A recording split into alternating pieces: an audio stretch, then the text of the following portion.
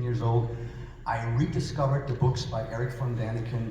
I read all the books that he had written up until that point and was blown away by the presentation and everything. And so one afternoon I walked down a street in Switzerland and I saw a poster. Remember posters made of paper? Where it's announced an Eric von Däniken lecture. And I said, I have to go. And I went, and I was absolutely blown away by his presentation style, his logic, his enthusiasm, his passion, and just the adventure that he, illustrated in his lectures. And I said, I gotta go to more of these lectures. I became friends with Eric. He took me under his wings. He imparted all the knowledge. I studied with him, and the rest, as they say, is history. Channel. Well, now, as you can probably all tell from my funny accent, I'm a Brit. That's why I pronounce things slightly different. I say things like Pentagon. I think it's Pentagon. And thank you. And ranch. Ranch. Well, anyway, England is, of course, home to one of the most amazing ancient sites on the face of the planet. And that, of course, is Stonehenge.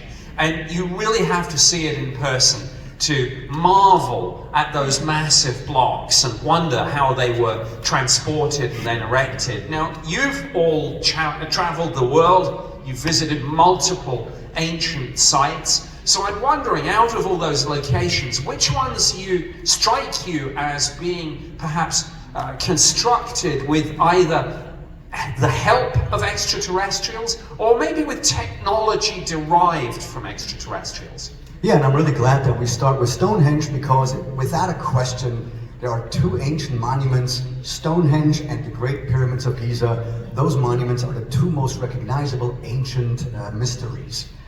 And, we're told that there are no questions with the pyramids, there are no questions with Stonehenge, but not so fast. Because only a few months ago, within the last 4 months, they determined, for example, that the center altar stone of Stonehenge doesn't come from where, for at least 100 years now, we thought, the center altar stone comes from a radius of a maximum of 80 or so miles. Well, just a few weeks ago, they released the new data that the center stone of Stonehenge comes all the way from Scotland. That's hundreds of miles away. England is not Holland. Holland is flat.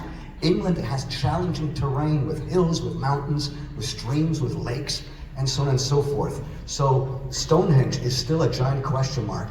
And then, of course, because Nick asked, what are some of the ancient places that may have been built with the help or the tech of ET? Well, one place comes to mind, and that's a place in the Pacific called Nan Madol on an island called Ponape. And here we have, 50-ton Lincoln log type basalt columns that have been stacked on top of each other. But before they created what's on top of these islands, the islands themselves were created artificially before this. And they piled up 250 million metric tons of coral artificially to create these islands. So this is all very, very strange, and the reason why we're saying that a place like this, for example, may have been built with the help of ETs is because the local legends say that, because for example, they found the quarry. The quarry is on the other side of the island, and archaeologists are saying, they just dragged everything across the island, and that's how it was done.